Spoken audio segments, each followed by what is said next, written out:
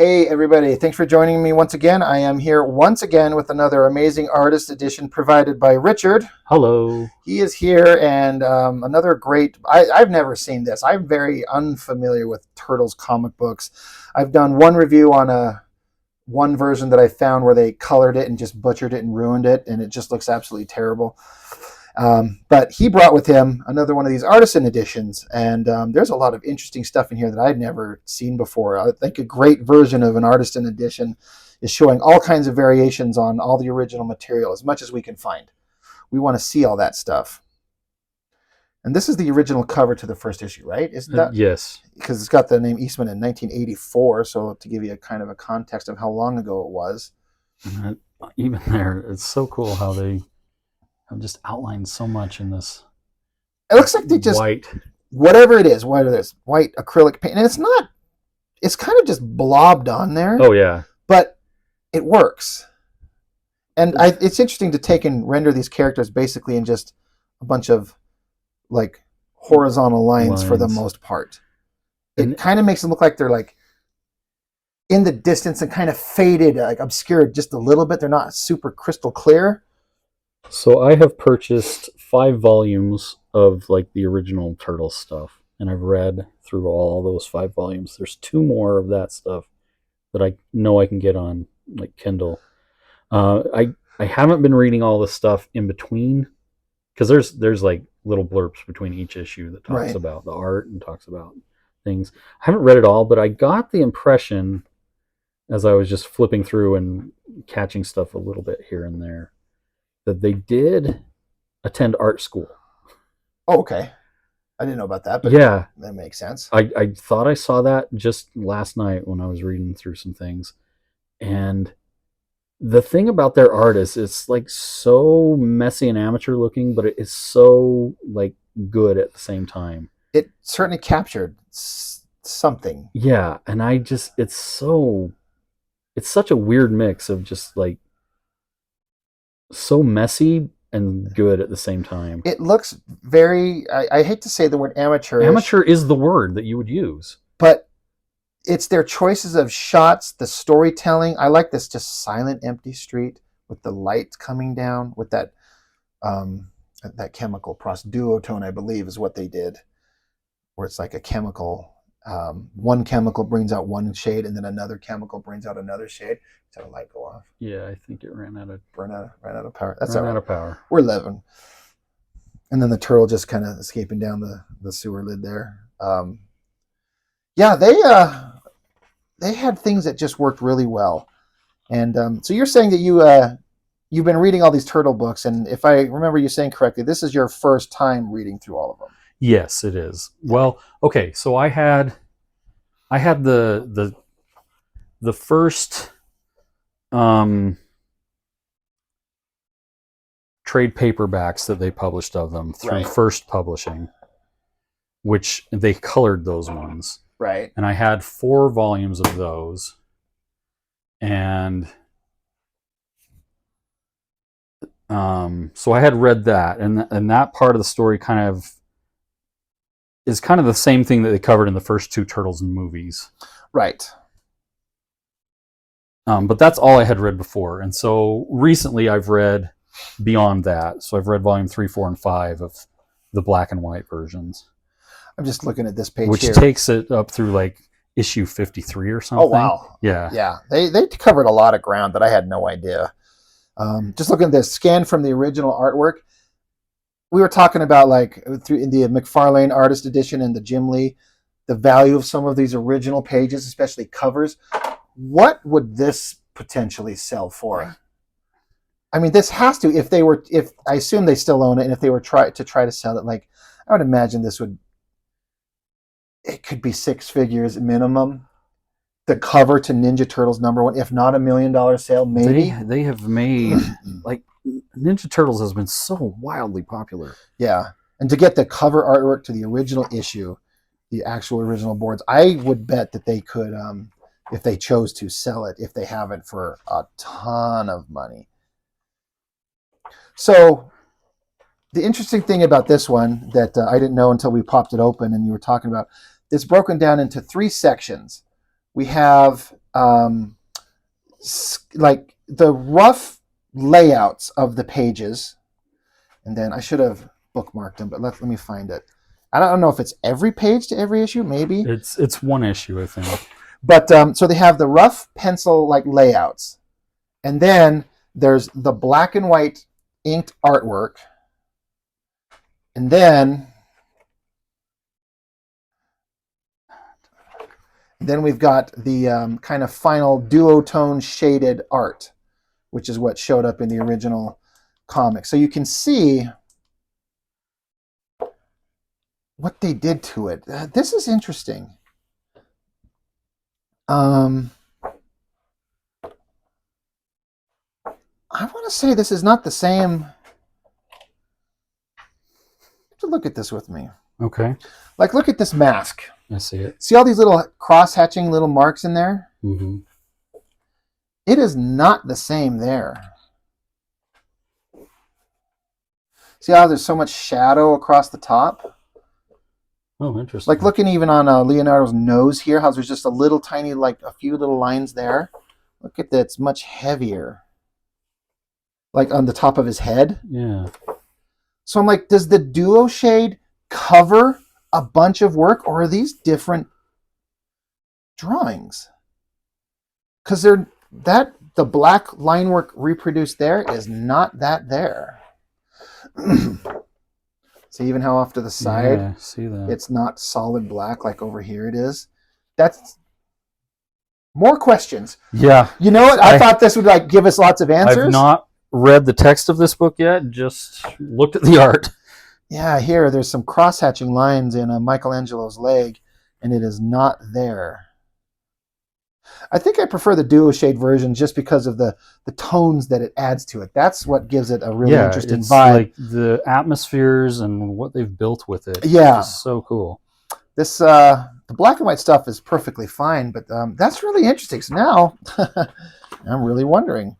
I bet even all these sketchy pages, if they were to sell them, would sell for a lot. And I don't know that I could ever bring myself to, if I was these guys and I owned them, unless I absolutely needed the money, and I don't think they do. I don't know that I'd ever part with them. But I'd certainly have to like make sure like I put it in my last will and testament, so when I die that I know it's something. Like if you have kids who don't care or don't know and don't understand, like these need to go to people who care about these things. It needs to go to the comic museum that's back east. Something exactly like that. And there's a breakdown of that, the rough idea of that cityscape, which is ultimately what they did there. And it looks good. It works. Even these are pretty detailed roughs. Like, they did really well. These are really cool. It looks like they even like would like smudge with their finger to give it that tone. They're like, we're going to have this tone. We're going to do that duo shade crap. So indicating where they want the shadows. Just literally drawing in pencil and then get their finger and probably smudge it. So I know what zippotones are. What are duotones? Duo shade. Or duo shade. It's a chemical. I believe it's a board that you get, an actual board, and there's a chemical built into it. And you get 2 bottles of 2 different types of chemicals. And when you rub one type of chemical, it brings out, you see how there are lines going one way? Yeah. And lines going the other way? Okay. One chemical will bring out the lines going one way, and the other chemical will bring out the lines going the other way. So you can get duo 2 shades. So that's why there's one shade and then a darker shade, where it's lines this way and then both lines that way. So how do they transfer that? How do they transfer the artwork onto that? And then before you ask, I have no clue. Huh. I just know that I've heard. Well, I'm wondering if that explains like the discrepancy in the artwork. That's an interesting idea. Because they'd have to transfer it some way, and maybe they light boxed it and kind of halfway inked it, and then did the duo shade. I've been told that the chemical, one of the 2, is incredibly toxic smelling. Like, peel the paint on your walls. They're like, don't breathe this shit. It'll give you cancer. I've heard him talk about that shit, and I think that it fades and turns ugly over time. Right. But it's this one-off, unique process. If you get it on board and then you photo it or whatever to publish, you get this unique look, which is this thing. I could do the same process in Photoshop by having layers. Yeah, absolutely. And then erasing. Yeah. But back in '84, there's just this unique thing that they had to do. This chemical board. You have to go. We're going to have to go up and Google it up and kind of see if what I've just described, which is only me repeating what I've heard others describe, but I'm fairly certain that's how it worked. But yeah, them just kind of breaking down the whole story page by page. This is how you do. This is how you get pages done fast. I was talking about that in that one video of mine, where just lay out everything, beginning to end, and then you don't have to have any questions about what you want to draw, which seems kind of like an obvious thing to do. But yeah, I mean that's my process. I write a script, and then I go through the script and decide where the page breaks will be. Right. And then I lay out each page. Like I just use tiny little thumbnails for my page layouts. Mm-hmm. I used to. I basically take a piece of paper about this size, and then I'll fold it in half this way, and then I'll use half and half as like one page here, one page. Basically, yeah. So this is neat to see all this like rough breakdown of how they're going to tell the story. Looks like it's essentially the entire issue, and they weren't completely like. The final version of this is a little different. Let's see.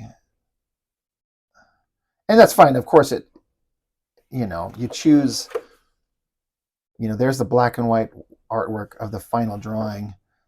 Yeah, so that's like different. Yeah. Different. I think that looks good, but part of me kind of likes that one a little bit better. Just a little bit.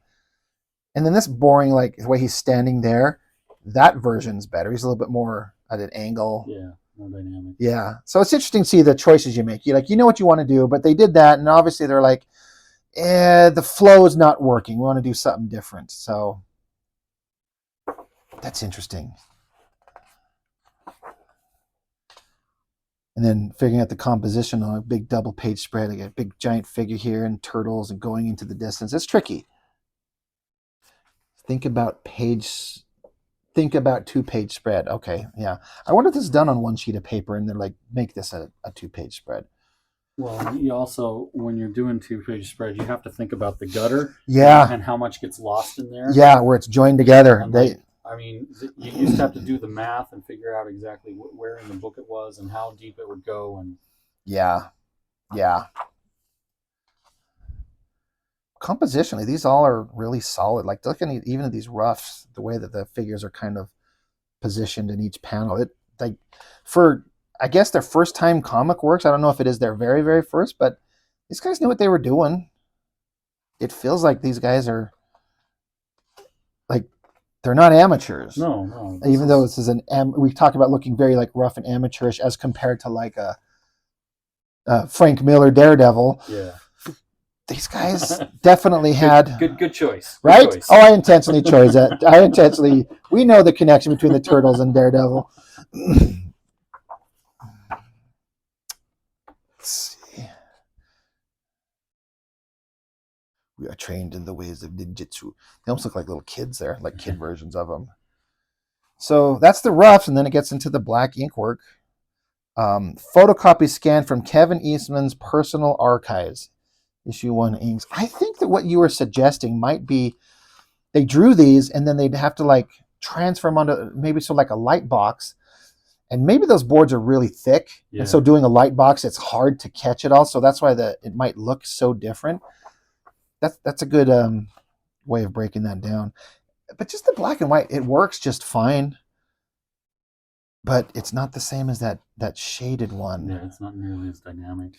Like how they're doing all these like blobby kind of ink line to give them a kind of like a rough turtle skin texture. I think that people hold these in high regard. I think that some variations in line weights, so it's not so thick, to give it some separate. If you take the rough pencils of this and hand it off to Scott Williams, I bet he could come up with something really interesting. Sure.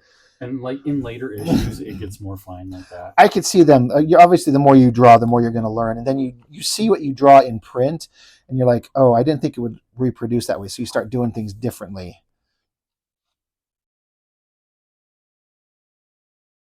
That's interesting. These little tick lines to do this faded out ninja face in the background there. I like the little textures on their shells. That's interesting. I always like that picture of Splinter. That's a neat drawing. And we last time we talked about turtles, which is probably on my podcast. Uh-huh. We talked about how you said, "Well, I'm glad they dropped drawing the tails." Yeah, that little weird tail thing they had sticking out of their little booty pipes. Yeah, but even reading Volume 5 last night, there were still tails. Were they there? Yeah, they were there. There Interesting. were tails. That's interesting. I didn't think of that because I mean, on some of the images, it's not so bad, and on other images, you're just like, "Why is that?" Kind of looks like his little dingo's just hanging out there. So I get what they're doing, but I think it's one of the things you have to look at it and just go, maybe it doesn't work. I mean, who's going to care about the realism of it? Where's their tail in this upright anthropomorphic ninja turtle that talks like teenage kids? I don't buy it. There's that. Oh, I skipped the page. Big cool shot of Shredder. We were talking about because I just bring this up. We were talking about this off camera just a minute ago because I did that one review where they colored with modern coloring techniques this book, and we think we now mutually agree they must have only colored off of the inked versions here. And I was talking about how there's this one stupid little pipe, and I think in my book review that I did, there was like some smoke coming out of it, but like there's no background. But in the printed version, let's find it. There's a wholly elaborate atmospheric background going on there. And it looks so cool. It looks really, so I didn't understand why would they take all of that and eliminate it and put the horrible god-awful colors that they did on that one colored version that I reviewed. But now that we see that there's an inked version and a duotone version, they must have, our guess is that they do the inked work and then they transfer it onto the duotone board, and that's where they add all of that. That is so much better than that. Yeah. So that's an interesting thing. If any of you that are out there that are, if you know for sure, I mean, if I break down and actually read the text at the beginning, maybe it'll say it in there. Let's see what we can find out. But yeah, rooftop battle fighting bad guys. I mean, like we were talking about how they kind of adhered to the basic story in the movie. Yeah. Followed it very closely. I didn't know. I knew of the Turtles first off from toys and cartoons. I don't know which one I knew first, but when the movie came out, that is, and still to this day, I think one of the best comic book movies ever made. I think it's great. And so the movie Turtles in that one first movie are the Turtles that I like. That's the version of them that I think. And it wasn't until years later that there was a comic book. So I like that they did adhere in big ways to the original story. I think that's really interesting. Well, and the second one was interesting because they used a little bit from the cartoon and a little bit from the books. Okay. But they followed the story of the books. But the cartoon was so wildly popular. Yes. That in the element that they added, because like in the movies they've got Toka and Razor, right, instead of Bebop and Rocksteady. Yeah. But those aren't even characters that are in the books at all. Right. But the Turtles comics, again, I'm not an expert, but they go into some really weird places. Yeah, they follow the movies pretty. So in the ones that are broken up into the black and white volumes, you've got, I think there's 7 of those, and I've read 5 of them now. And I read 1 and 2 because that covers the color graphic novel versions that I had growing up. Right. And so I'd read those, and that ends with them at the farmhouse, which they're at in the movie. And so I read the other stories, and they all break off into different places. April goes to LA to live with her sister for a while. Casey goes off on his own. The Turtles, they go back to the city, and Splinter stays at the farmhouse, but he doesn't stay at the farmhouse. He goes out into the forest. Right. He doesn't want people to run into him if he's staying at the house. He's just meditating. But like Casey ends up with a kid and a wife that died in child labor. This is all weird stuff. It's not even his kid. She got pregnant before he met her. And so, like we were saying, the Turtles went into weird places in the comics. I had no idea. This is interesting. It's saying here with, the final published version of Turtles with duo shade tones added, scanned from the original art and printed here at actual size. So they're saying this is the actual size of the original art on the dual shade board, Yeah. which is another interesting thing because that's smaller. But this is the version that I think we were in agreement that works best. These tones, this is what the Turtles books were. Right. But it is interesting that they are not quite the same inked versions. It's not quite the same. It's obviously really, really close. Yeah. Like they even had this whole background. Yeah, something's changed in the process. Yeah. These look really good. Yeah, like that's so. Yeah. Very evocative. It feels like a silent, quiet night, and like, where is everybody? Who knows? Why are the streets clear of people? Really well done. And now that I'm seeing that, yep, that looks just like. Have you seen the there's an animated thing where there's like different turtles from different different versions, and they all end up together. It's like this cross universe thing. It sounds familiar, but I haven't seen it in like great detail. I watched it, and so the cartoon turtles end up meeting these original turtles, and this is the alleyway I think they run into each other in. Now I'm gonna have to go look at it. You know, it's another interesting thing that they do from an artistic perspective here, and it might even be better to get the close-up shot on the inside front cover. Not one instance is a ruler applied to any of these straight lines. Maybe when it was penciled to keep everything straight, but they do not put a ruler down. They just ink, and I've done this. That's what I do. And it gives it a certain, if it's hyper rigid and flawlessly perfect straight, it becomes fake and flat and boring. And I think digital, when you can do that, that's the problem. It starts to look really too sterile and not enough life. So this is an interesting thing to do where you draw it in pencil, but then ink it freehand, and it gives it a life that just, it's just something that's unique. For me, it's a laziness thing. But it also turns out to be, it gives you a certain look that. Oh, there's that panel. Yeah, but they added in all. They like. I wonder if they just did they had the head there. Like, just start doing the shade. Just what they're applying the duotone, like the chemicals with. Are they using like I'm almost thinking it's a Q-tip. That was my thought. Or maybe it's a bottle that comes with like kind of like an applicator. Yeah. I don't know. Purely. Maybe you can use whatever tool you want. Yeah. If only we had the technology to look these things up. We could. I mean. Not right now. Or we could. Going to. Yeah, but later on our own. Like even they did like these pieces of artwork hanging behind them. That's interesting. Again, that little cool picture of Splinter in the bottom there. So yeah, this is interesting. It's hard because I'm so far removed from the pop culture relevance that this had at the time when it came out, because I didn't know. But if you understand the history and read about and understand it, this was such a big deal. It came out and they had, I remember hearing the numbers of what they sold. I just can't remember what it is. Not a lot. Sold out. Did a second printing. Sold out even more. So they printed up even more, and they just kept printing and printing and selling and selling. And it just became this massive success that came with all the pros and cons of a massive success, up to and including everyone suddenly starting to sue you because like, oh, I come up with that idea. You owe me money. So you have to retain a lawyer, and you have to go through all this shit because people are trying to get into your business now that you're a big success. And that just aggravates the hell out of me. That entire thought that people just kind of are going to try and take from you what you created.